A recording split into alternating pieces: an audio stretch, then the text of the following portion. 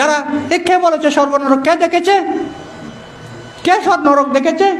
কে স্বর্গ দেখেছে? এইভাবে বলে না, এগুলো সব বাজে কথা। ওরকম বলে না, কোনো স্বর্গও নেই, নরকও নেই। আমরা সৃষ্টিকর্তা আমাদেরকে পাঠিয়েছে, আবার সৃষ্টিকর্তা আমাদের নিয়ে যাবে, বাস সব শেষ। তাহলে কাউ দাউ ফুর্তি করো, আনন্দ করো, প্রমত্ত করো, এনজয় করো। এই যে অনেকে বলে না, এগুলো বান্তারা মানুষকে ভয় দেখানোর জন্য, মানুষের টাকা আদায় করার জন্য এই নরকে গেলে দুঃখ পেতে হবে, কর্ম করলে দুঃখ পেতে হবে, এই যে নরকে যেতে হবে, পাপ করলেই, পুণ্য করলে স্বর্গে যেতে পারবে, এগুলো বলে মানুষের কাছ থেকে টাকা পয়সা হাতিয়ে নেওয়া। বলে না অনেকে? আছে নাকি এরকম মানুষ? আছে, আছে। যারা কে বলেছে স্বর্গনরক? কে দেখেছে? কে নরক দেখেছে? কে স্বর্গ দেখেছে? এইভাবে বলে না, এগুলো সব বাজে কথা। ওরকম বলে না, কোনো স্বর্গও নেই, নরকও নেই। আমরা সৃষ্টিকর্তা আমাদেরকে পাঠিয়েছে, আবার সৃষ্টিকর্তা আমাদের নিয়ে যাবে, বাস সব শেষ। তাহলে কাউ দাউ ফুর্তি করো, আনন্দ করো, প্রমত্ত করো, এনজয় করো, বলে না? দেখেন নামটা দিয়েছে এনজয়। আর এনজয় কাজটা কি? মদকে হয়তো পুরুষেরা মেয়ে নিয়ে, মেয়েরা পুরুষ নিয়ে নাচানাচি করা না, আর এটাকে নাম দিয়েছে কি? এনজয়।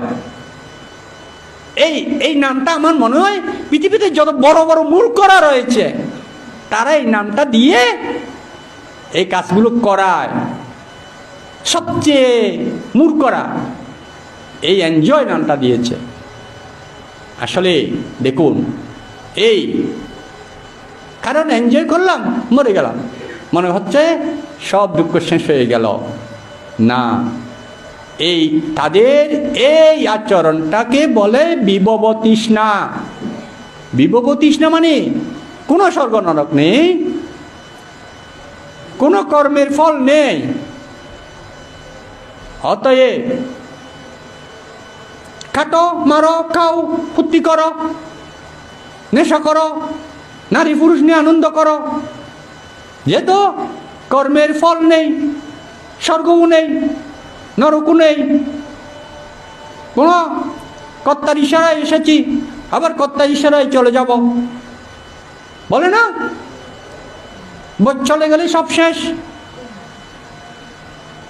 এইটাকে বলে বিভব তৃষ্ণা। এই বুদ্ধ বলেছে সবচেয়ে এই বিভব তৃষ্ণা যারা সৃষ্টি করে তাদের নাকি মুক্ত হওয়া অতি দুর্লভ। কারণ তারা আর এই 31 লোকভূমির মধ্যে জন্মগ্রহণ করে না। কারণ যেহেতু তারা এই 31 লোকভূমিকে কোনোদিন বিশ্বাস করেনি, তারা কোথায় জন্ম নেয়?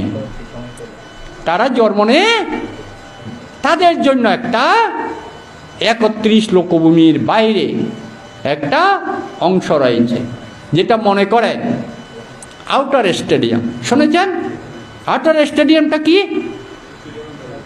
স্টেডিয়ামের বাইরে গিয়ে কিছু জায়গা থাকে, ওই জায়গায় ছোট ছোট ছেলেরা খেলা করে, ফুটবল খেলা টেলা করে না, তার মানে এটাকে বলে আউটার স্টেডিয়াম।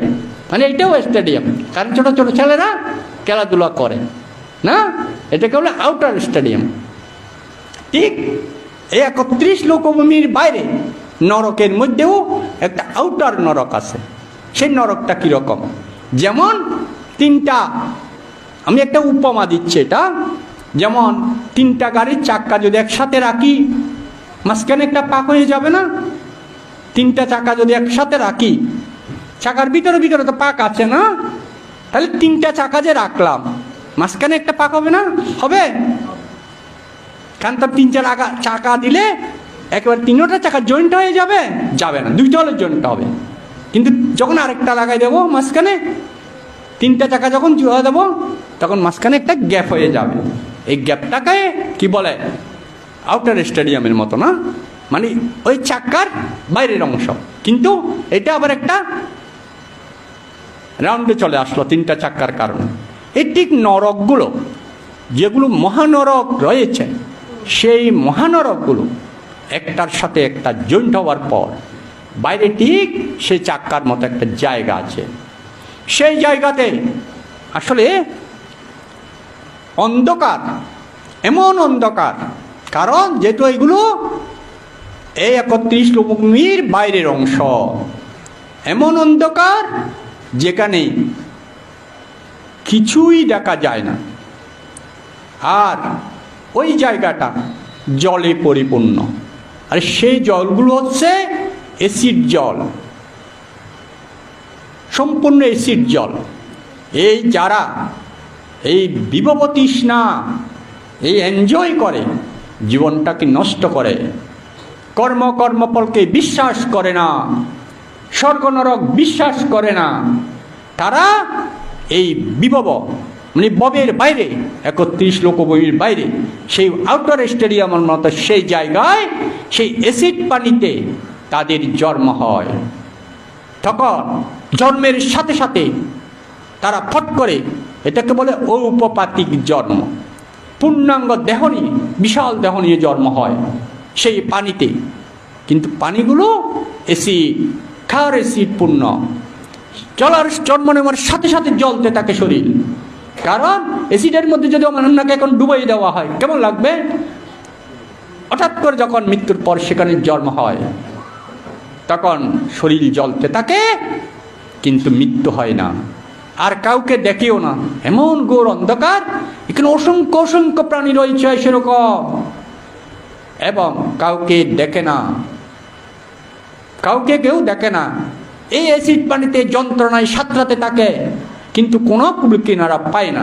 অনেক সময় হয়তো অন্ধকারের মধ্যে একজনের শরীরের সাথে একজনের শরীর ধাক্কা লাগে যায়, ধাক্কা লাগলে তখন তাদের লম্বা লম্বা নখ একজনের শরীরে একজন ক্ষত করে ফেলে, কত জায়গায় অ্যাসিড পানি তাদেরকে জলসা করে দেয়।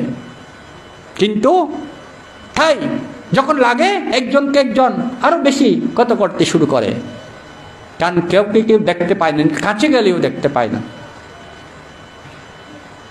এইভাবে তাদের সময়টা অতিবাহিত হয়, কিন্তু মৃত্যু হয় না।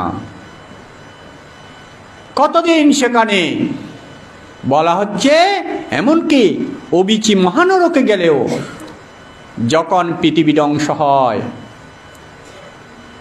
যখন কল্প ধ্বংস হয়, যেটা ইসলাম ধর্ম মতে কিয়ামতের দিন বলে, মানে শেষ দিন, এটাই শেষ বলা হয়, কিন্তু এটাও শেষ নয়। বৌদ্ধ ধর্মে বলা হয় একবার এইভাবে এই 31 লোকভূমির যে এই কামভূমি এবং ব্রহ্মলোকের কিছু অংশ সবগুলো ধ্বংস হয়ে যায়, আর কিছু অংশ থেকে যায় ব্রহ্মলোকের মধ্যে।